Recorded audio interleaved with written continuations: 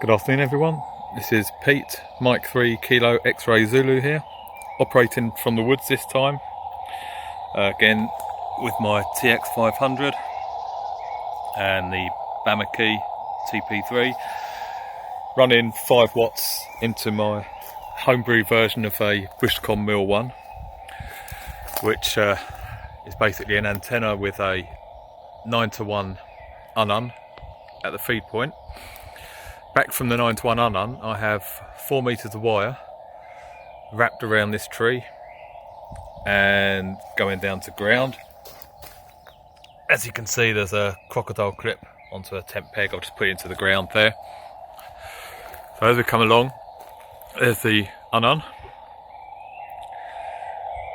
Straight down to the rig there with no tuner at all, absolutely no tuner. The wire then proceeds at a height of about 2 meters above ground. I've just strung it up between the trees, just where I could, really. So here we have 16 meters of wire altogether. The 16 meters of wire goes to my load resistor. I don't know if you can see that very well. Let's try and get it in focus. Okay, so it goes to this load resistor here, which is a 470 ohm resistor. Okay, and the wire then continues for another 8 meters just through the trees. Once we get to the end of the wire, that's where it's just tied off 8 meters there, and the rest of the cord, just the normal string that's on there, like paracord, just down to a peg, which you can see just pushed into the ground there. So that's it. So from this end we go back along. We have, just as you see, just hooked over a tree there, just any old way really. So come back along to the load resistor here, which if I decide to, I've actually put these clips on there.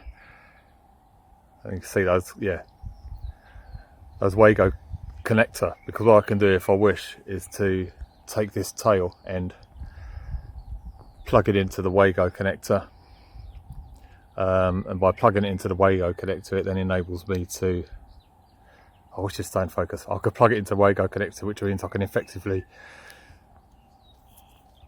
bypass this 470 ohm resistor.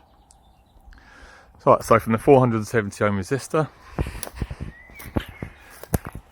again we are 16 meters through the trees. That's right, up 16 meters through the trees to the 9:1 unun. As I say, that's straight down to the rig there with no tuner. That's the 4 meters of wire straight down there to the ground point. Just to see how it's performing today, it does somewhat depend on ground conditions, but on 17 meters, so about 18 megahertz, my swirl is just over 2.